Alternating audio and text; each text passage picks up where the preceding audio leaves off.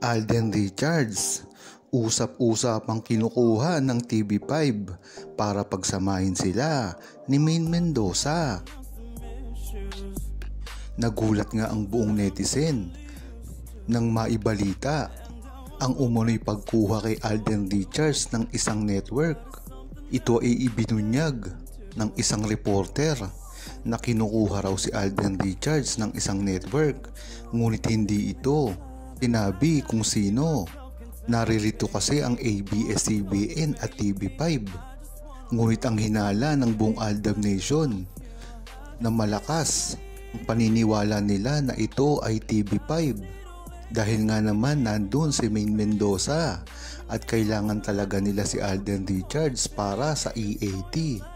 Maganda na rin itong pagkakataon para kay Alden Richards dahil bukod sa TVJ at kay Maine Mendoza, isa na rin siya magpapayonir at napakalaking sweldo na gagawin sa kanya paglipat niya sa TV5. Kaya wala talagang talo si Alden Richards kung siya man ay lilipat dito.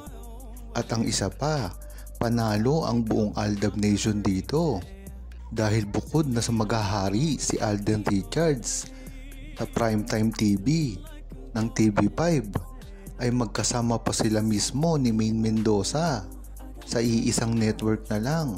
Kaya talaga namang tanggal dito ang sarswela na ginagawa ng mga bumabati ko sa kanila at hindi naniniwala sa tunay nilang relasyon.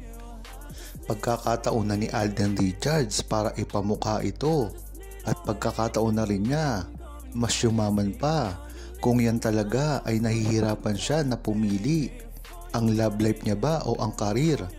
Paglipat na ito sa TV5 ay dalawa niya ito na makakamit. Huwag kalimutang mag-subscribe, comment at i-like ang video na ito. Thanks for watching!